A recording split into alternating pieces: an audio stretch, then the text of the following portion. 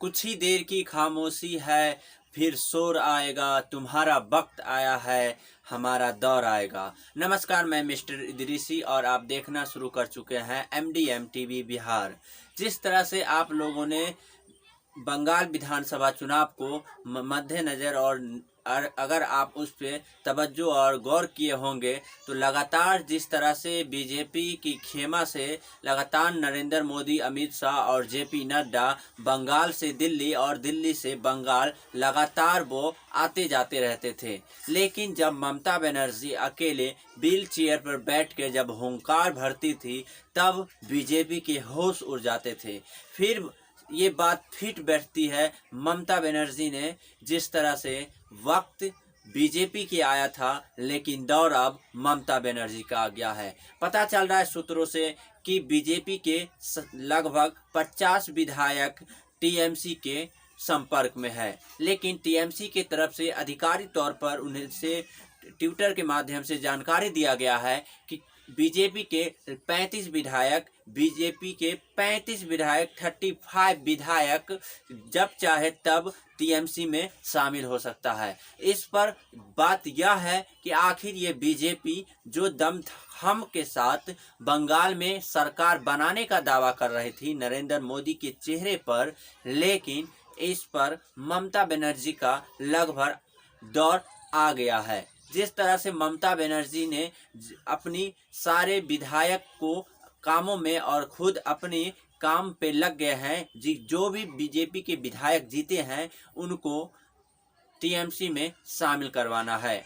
तो बीजेपी खलबली मची हुई है, हाई लेवल से लेकर लो लेवल तक मीटिंग लगातार बीजेपी खेमे में चल रही है। लगातार पहले संबंधित अधिकारी बंगाल में बीजेपी दफ्तर में, बीजेपी कार्यालय में बैठक करने के बाद, डिस्कस करने के बाद वो दिल्ली पहुंच चुके हैं। अमित शाह से पहले मिले, उसके बाद जेपी नड्डा बीजेपी अध्यक्ष से मिले, उसके बाद नरेंद्र मोदी से मिले। लगातार बीजेपी दफ्तर में और बीजेपी कार्यालय में लगातार बैठक जारी है। इससे क्या होता है कि बीजेपी अगर बना पाई नहीं सरकार, लेकिन वो जो भी विधायक जीते हैं वो सुरक्षित रखने के लिए वो हाई लेवल मीटिंग कर रहे हैं।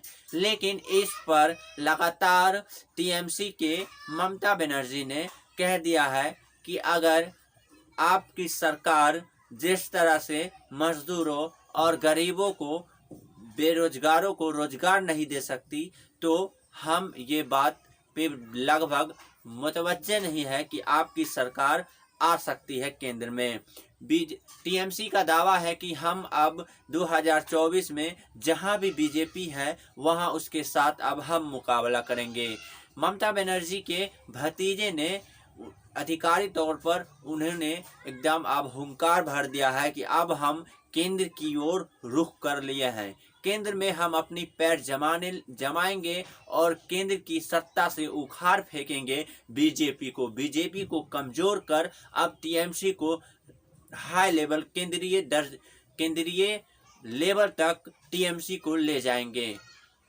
तो लगभग जिस तरह से ममता बनर्जी को लेकर बीजेपी के विधायक कह रहे थे कि हम जिस तरह से मछली पानी में नहीं रह सकती, उसी तरह दीदी हम आपके बगैर हम बीजेपी या अन्य दलों में नहीं रह सकते, आपके बगैर हम मर जाएंगे। तो बीजेपी के विधायक लगातार टीएमसी के रुख कर रहे हैं और टीएमसी से जुड़ना चाहते हैं और टीएमसी को मजबूत बनाना चाहते हैं। जिस तरह से ममता बनर्जी ने दूसरी बार नहीं तीसरी बार लगातार, और वो बहुमत से जिसका कोई आंकड़ा बीजेपी भी नहीं कर रही थी, ना कि वहाँ की वाम दल पार्टी और गठबंधन की पार्टी वो आंकड़ा नहीं मिला रही थी, वहीं टीएमसी ने एक ऐसा हुंकार भरा और अपना दौर लाया जिससे लगभग 200 से 213 लगभग विधायक टीएमसी के सीट आ गए,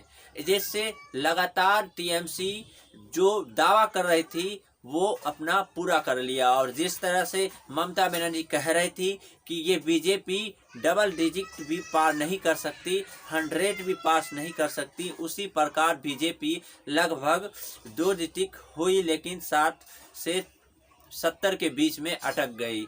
और ममता बनर्जी लगातार अपने वादों और जनताओं को मजबूत करने के लिए, प्रदेश को मजबूत करने के लिए अपने बंगाल की जनता को स्वस्थ हवा और स्वस्थ पानी और कोरोना से संक्रमण लोगों को ऐसी कठिनाइयों को दूर करने के लिए जो काम कर रही है वो तारीफ है। ममता बनर्जी लगातार एक ऐसी मुख्यमंत्री उभर कर भारत में आई है जो बीजेपी को लग रहा है कि बीजेपी को टीएमसी से डर है, बीजेपी डर लग रहा है। तो अब दीदी से, जिस तरह से नरेंद्र मोदी लगातार दीदी ओ दीदी के नारे लगा रहे थे और देश में लगातार कोरोना से लोग मर रहे थे, उस वक्त हमारे देश के प्रधानमंत्री और हमारे देश के गृह मंत्री श्री अमित शाह जी वो बंगाल चुनाव में व्यस्त थे। जब वहां की बंगाल चुनाव का रिजल्ट आया उसके बाद बीजेपी को लगा कि अब हमें बहुत डर है, तो अब ममता बनर्जी से इस पे बीजेपी को बहुत खलबली मची हुई है और लगातार शुभेंदु अधिकारी दिल्ली में हाई लेवल मीटिंग कर रहे हैं। कोई कह रहा है कि राष्ट्रपति शासन लगा दिया जाए, 40 बीजेपी कार्यकर्ता की मौत हो गई है, लेकिन ममता बनर्जी ने कह दिया कि ये सब उन्हीं का चट्टा पट्टा है, ये खुद वही लोग मरवाते हैं और बदनाम टीएमसी को करते हैं। इस पे कोई भी तरह का कार्य और कार्रवाई होती है तो हम यहाँ के मुखिया और मुख्यमंत्री हैं तो हम इस पे आगे रहेंगे, न कि कोई भी। अगर केंद्र सरकार हमें डराना चाहती है तो हम डरने वाले नहीं हैं।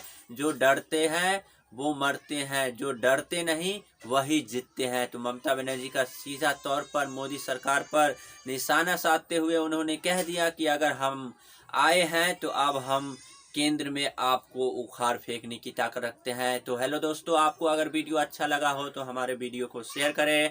अगर आप हमारे चैनल पर नए आए हैं तो हमारे चैनल को सब्सक्राइब कर दें। फिर मिलते हैं अगले वीडियो में, तब तक के लिए